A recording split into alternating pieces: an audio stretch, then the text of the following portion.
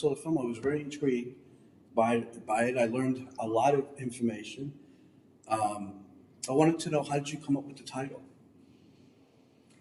You know, it always was the title. In my mind, it's so strange because I got a lot of flack for the title. I had our executive producer, I had many people try and talk me out of the title. And I just said, no, this is the title. You know, and I didn't want it to be the brainwashing of my father, because that would make it so serious, you know, and I wasn't sure if there was any such thing as brainwashing. Right. You know, and I wanted it to have sort of like a little sci-fi feel, because I wanted it to also be entertaining and to kind of recall the movies of, you know, the communist scare movies, Red Scare movies. And, you know, I wanted it to have like a certain kitschy feel to it. So there was never any question. It came to me one day and I just stuck with it. How did you come up with this idea? Because is this your first feature? No, the last feature that I had was 55 minutes, and that was, I co-directed that with Fiore De Rosa, and that was called The Vanishing City. Okay. And that was a movie, a documentary also about the luxurification of New York City and how it was chasing out the middle and lower income people, you know, with all of the luxury building going on at that time. And then before that, I did another documentary in the 90s called Sure. Roadmap Warrior Women. That was just that was like, you know, 25 minutes. And then I did I produced a bunch of short films for friends, Narrated. Okay. So when you came up with this idea, was it because of your dad? Because you saw like changes, but not just your dad, but maybe some of your friends too. And then you said, you know, there's something here. Yes, because that's a very good question, because I did start noticing, my dad would say these things to me like, oh, there's no such thing as organic food. And then a friend I had who was constantly, like she was constantly angry and always bringing up political things, she said the same exact thing within the same week that he said it. She read Drudge and he listened to Rush Limbaugh. And then I had a cousin who would start to say very similar things. So I'm like, what's going on here? Yeah, so it was both a personal journey because it affected us so much, and then it was also like, I want to tell the story of what I think is going on and find out in the process of doing a movie, is that what's really going on? Now, how did you get everyone together? Did you have help? I mean, obviously you did, but how did you pitch it to other people to, hey, let me do a movie about my dad? Whoever I talked to about it, you know, I guess the friends that I had were very encouraging. But are you also asking how I got some of the people in it? Well, some of the people, yeah, that were in it, and like Matthew Modine, like how did he come into the picture? You know, in order to produce this film, was it already completed, or no? He just, you know, that's what I want to know. Like, okay. What happened is I had a Kickstarter campaign in late 2013, and I asked Alexia Anastasia for help, a little bit of help, and I had known Bill Plimpton, and he was running a Kickstarter campaign at the same time, and Adam was helping Bill run that because he's a master producer. And so she said, why don't you tell Bill that you know Adam and ask him if he can include something about your Kickstarter campaign in his Kickstarter campaign. So I called Bill one day and I just said, hey, Bill, you know, would you mind if I asked Adam? And he goes, oh, you know Adam? I was like, yeah, I know Adam. How do you know him? the internet, and so that's kind of how it. Then his business partner is Matthew Modine, so Matthew saw the trailer and then identified that he liked it, and he just next thing I hear is he wants to come on board, and I'm like, holy smokes, am I lucky? Wow, that's very good. Because he's actually my brother's idol. My brother passed away years ago, but his favorite film was Vision Quest. His what? Vision Quest. Yeah. Oh. He played the wrestler because my brother was a wrestler about the same age, I would guess, at that time. Yeah. And I always remember that. Just celebrated its 30th anniversary. Yeah. Can you believe that? No, I can't. He actually went and did a screening in Spokane, Washington, where it was filmed about 2 months ago. They did like an anniversary screening, and he ran through the town, just like, they did a whole thing. Yeah, that's it's a big deal. very motivational film. Yeah. And they want to do a remake, and I know. Yeah. I don't think they should. Anyway. Only if they bring him back. Yeah. He could be like as a coach. Yeah. Who knows? But. Right. Well, the film, I was intrigued because I watch Fox News, but I'm not addicted to Fox News. I watch everything, and like I was saying to Adam is I could see how people could get addicted to it. And the way they speak, it's like, I wonder if they hire them, they have to go through some kind of cloning process, because it's like they scripted, almost like the words are similar if you watch every host. And Roger is behind that. And who? Roger Ailes is behind that. Yeah. And it's just amazing to me that I never really saw out of the box, let's say, and realized that maybe they are brainwashing people, or some sense, or maybe it's us doing it. We're believing things that people, because I feel that we believe things what people say because it's the media that's spreading the news, and we believe what they say.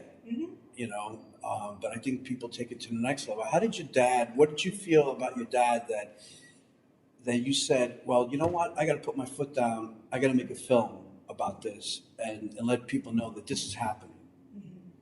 That's what I want to know. Like, how did you, finally come to the conclusion that I got to do this film? I got to show the world this, because Fox News.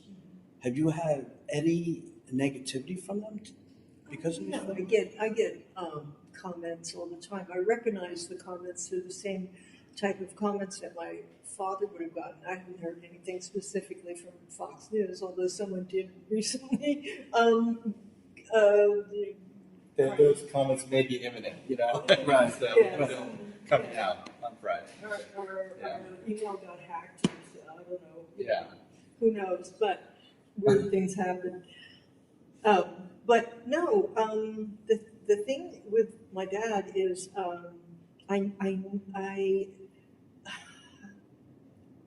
always felt, this sounds strange, but I always felt like I wanted to do good. And even when I was on a dating site, my nickname was Save the World, Please. Which you could take either way, like that it's pompous or, I'm well-intentioned. But I didn't have the courage to make the film when I wanted to make it. What I did instead was I started a media watch group just with us neighbors, a bunch of people in my neighborhood. We all know each other in my neighborhood. And it's called PRISM, People's Response to Inefficient Subservient Media. And we would, watch media, listen to media, read media, and then write, and then, send out complaints. Eventually, it turned into a documentary club. So, and we watched hundreds of documentaries. So I just kept gaining all of this information, and like putting together little pieces of the puzzle. And then, I kept thinking, I gotta do this movie, But I still didn't, I don't know, it was just, I knew it would be big, huge. It was after I did The Vanishing City that I just said, you know what? I keep getting fired from all my other jobs, so I'm going to do this because I had the courage. And I can explain why I was getting fired from the other jobs. I was used to do really well. I was even a vice president at Smith Barney, but I just, it was like my mind wasn't there anymore. This is what I could I'm understand doing. that, And trust it's me. like sabotage, like I'm not paying attention, this doesn't matter. So anyway, it was meant to be. So it was after the Vanishing City, and I like, we did everything, like tons of interviews with, really amazing people. We got them, and like we'd be surprised, like, oh, how did we get this person or that person? And, I knew the ropes, and I just said, I have to do it. It's time. Wow. Because the research and development was just amazing, the way you put together the film. And that must have been very hard to gather the resources for it and make sure you say the right thing too. Because Yes. you're talking about Fox News, and I'm pretty sure watching the film you had people that were in other words, you had examples of other people that were watching Fox News and talk shows and got drawn in because I used to watch Howard Stern, and right, but I watched it not to get addicted to the form of brainwashing, but more like he cracked me up. Yeah. He just made me laugh with Me too. the stuff that he used to say. Yeah. Because he made fun of everyone. Yeah. But this was really intense. And did Matthew like the film? Did he? What's his opinion, Adam, about the film? He thinks it's terrific, and this again was always for him a sort of a passion project. Something he again discovering it through Kickstarter, which again just shows what a valuable tool Kickstarter is, not just for raising money, but for the people, for the kind of publicity, for the way that your project can get seen by anybody, is pretty amazing. So it's a great tool for just sort of it is put yourself out there on Kickstarter. You have to sort of let everyone know what you're working on, but it's a lot of good can come from that. Have you gotten support from other news people? Because it is directed to Fox News mostly, and certain talk shows. A lot of conservative radio, Right. Rush Limbaugh, Yeah. Have you gotten support from other people, like saying, "Hey, this is great. This is a great idea. This is." like Jody Evans, Yeah. who was a great activist and documentary That's producer, came on board as well to help us, and she's been hugely helpful in helping us reach a lot of progressive groups, and And I think evidence of that support is in who agreed to let us interview them. Right. Like Tom Hartman, Noam Chomsky, Edward S. Herman, Jeff Cohen. Jeff Cohen, actually, we were asking how did we know what to say. We had him fact check that thing, twice, and even right up to the end. We're at the end. He's like, "We really can't say it this way," and it'd be like, "Okay, we got to rush back to the studios and have Matthew when he's out, re-record this or that." And Matthew actually helped us get Frank Luntz, who was the famous, Fox conservative wordsmith, and I'm not even sure how they know each other socially, but they knew each other, and he made it happen. And Matthew said he helped him. He did. They worked on some something, project. some charity project they worked on, Right. some non-profit thing. So I think Frank's a good guy. He's good at what he does. He's good at turning words into. He's like a word nerd. Yeah. Matthew, I read Ted Kotcheff, who's a filmmaker, and Adam knows him. He's my mentor, and I worked with him for many, many years. He did First Blood. Yes, Weekend at Bernie's and North Dallas 40, and he was the executive producer of Special Victims Unit for 13 seasons. Right. but he went to a film festival in Germany, That's right. Yeah. and Matthew Modine was there. Yeah. Now I don't I know. think they were if- both on the jury. Yes, I believe so. Yeah. I don't know. They did a retrospective on his films, Yeah. on Ted's films. So I don't know if they bumped into each other, they spoke, because I wasn't there. But Yeah. it I'm was sure they did. Yeah. right. And I said, wow, he's on the jury, Matthew Modine. You know, I was like Yeah. impressed. Yeah. So like stuff like that always, I think it's most likely he probably bumped into somewhere along the lines and knew him and Yeah. felt that he would be a big help for your film. Yeah. You know, but that was kind of chancy though, if you think about it, because, you know, they may go to him and say, what are you doing? But you know what? Stuff like But I think Jen painted. Because he was, but I think you made sure that he came across as an He did. intelligent and smart guy, but not. We didn't kind of make him into a villain, you know. No. Oh, were you talking about Frank Frank Lutz, Lutz? yeah. Oh, I thought, Yeah. okay. Right. I got mixed up. I thought you were Oh, talking that's- about Matthew Modine. Yeah. Oh, yeah. Well, the thing about Frank Lutz is, okay. I used to think that he was just, a nerdy wordsmith guy, and I still do think that he gets very excited about what he can create, and but make no mistake about it, he is very conservative, and I disagree with a lot of what he says, but I'm not being spirited, and the guy was very generous, having us in his home, letting us take pictures of his home. How can you say anything bad about it? It's just like, I don't want to stab him on the back, you know what I mean? Trust me, I've met so it's many. just, he was excited by what he was saying, so it's like, he's happy, As a woman filmmaker, because I am one of those people that believe in that women should be directors in film.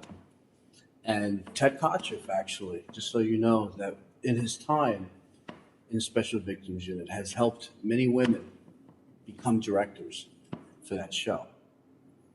And he's always had Ted Kotcheff. He's a filmmaker and television producer. But I also feel that way too.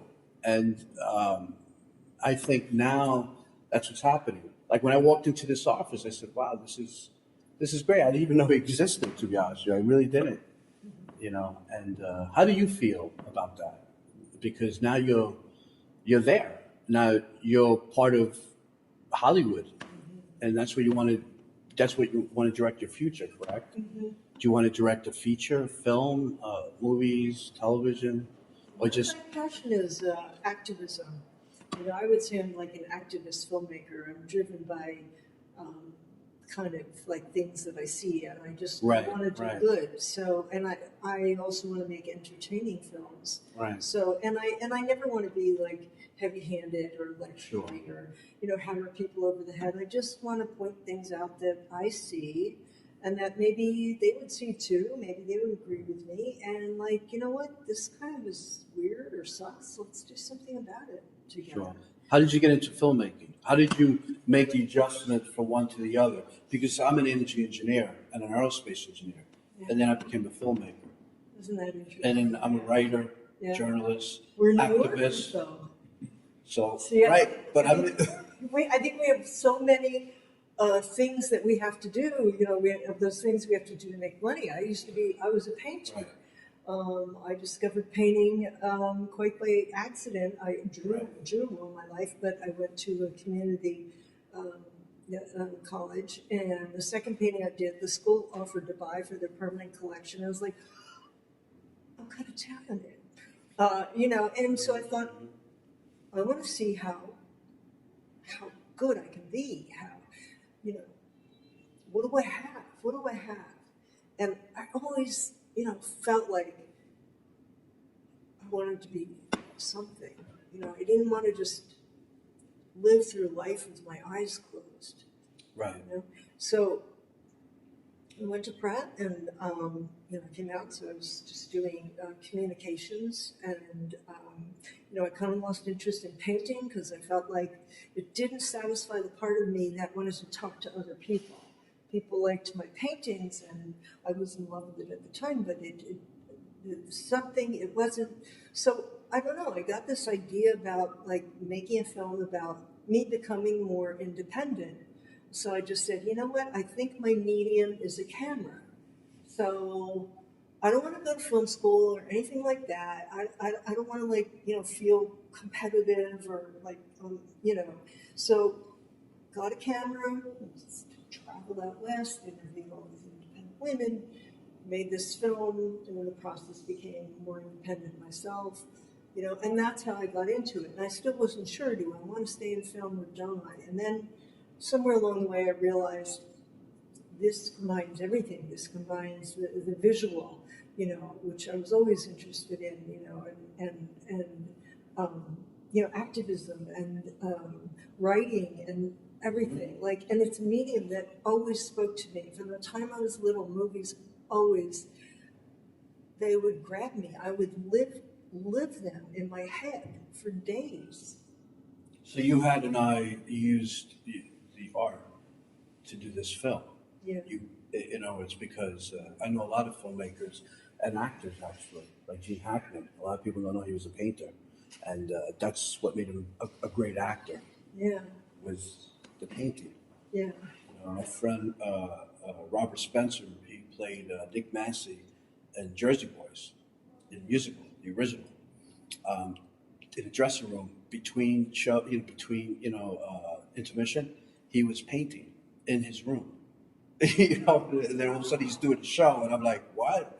I didn't even know he was I'm painting. rehearsing my lines. Right. I'm like, what? Well, they do it so many times, like they know this stuff, but that helped him become who he is. And so many history of great filmmakers who start in other mediums that graduate to film. Stanley Kubrick was a photographer. Before he started directing. I think there are some stepping stones that have to take place before you get to direct, before you have maybe the confidence and just the skill set to sort of tell a story with a camera. Well, you told this story very well.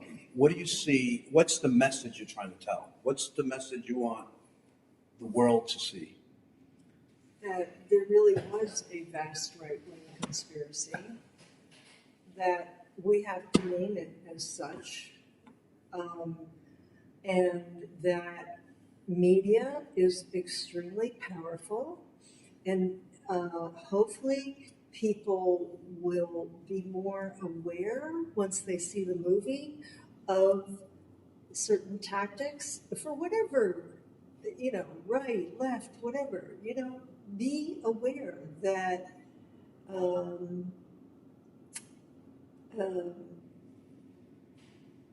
media can manipulate, and sometimes that can be good. Like you do want to influence people, but be aware of how you're being influenced. Are you using your intellect, or is it through fear? And I feel, and I believe deep in my heart that this is, Fox News and this hate radio and the corporatization of not only the media but the country is a very dangerous thing. And I've learned that it's tearing families apart. I've learned that. Sure. But people reaching out to me every day, we get emails every day. But you also saw changes in your dad at that time. That was like a huge illustration. Right.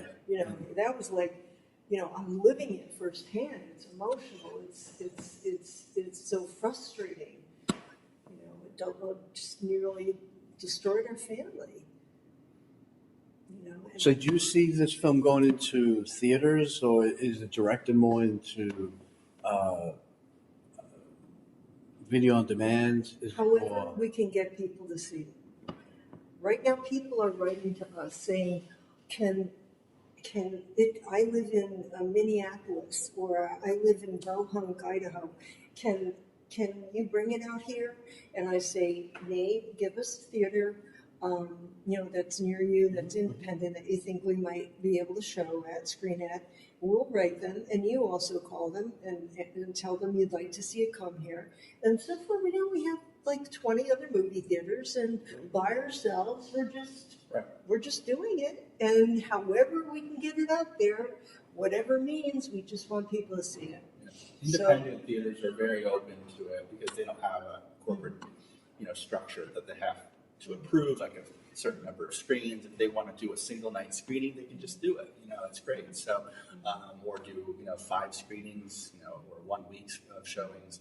So we're launching on Friday in New York and LA, and then I think about 5 or 6 other cities have like special showings At the same time Yeah, on Friday. That's kind of our launch day, and then it will also be on Fridays available on a wide array of video on demand platforms. So, Adam, I see that you did a lot of footwork in this film too. Yeah. Why not executive producer? Why just producer? Executive producers tend to be a little more on the financing side, a little more on the kind of looking for investors. And, Right. I in this film in particular, Matthew and I both, I think, wanted to be more. Didn't want to just be money people. We wanted to be more involved in the creating of the film and helping to get it, made as professionally as possible with the best, voiceover recording, with great animation from somebody like Bill Plimpton, who's an Oscar-nominated, director, and just getting, the film. Just raising the film's sort of production value as much as possible. So, because we were on a shoestring budget, so the goal was sort of make the film. It's like Robert Rodriguez, who always makes films really cheaply. He always says, if I have $6 million, I want to make my movie look like $60 million. If I have $60 million, I want to make it look like $160 million. So it's kind of that's the goal. I think to make your film look better than it is. That Adam was involved the way he was. I mean, in the beginning, he wasn't as involved, but he got involved last summer when I became almost ill. I mean, he was involved much. During editing, through the whole thing. during the filming. It's been.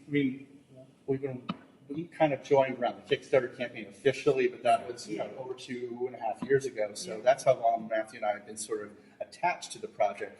But a lot of what Jen was doing at that in the early time that we were involved was just interviewing people, just going around, and she had already set up those interviews. And they would have suggestions, right? Like, hey, why don't you try Frank once, or why don't you try this guy, or let's see if you can get that guy. Or sometimes I would write something and I would throw it out to them, and they would go, it could be written better because I'm not the best writer. I'm like throw mom out the train of kiss. That's why I do. Well, I congratulate you. But This is a great film. I saw it. I loved it. I agree. I believe in it too. It kind of opened my mind up, to it. So I think it's going to work, and I wish you a lot of luck. And it's not even luck because it's hard work. Yeah, it's true. Very A lot of people say good luck. It's hard work. Well, thank you. Appreciate it. Hard work with a little bit of luck. It always helps. Yeah. So. But Thank you for coming. thank you for everything.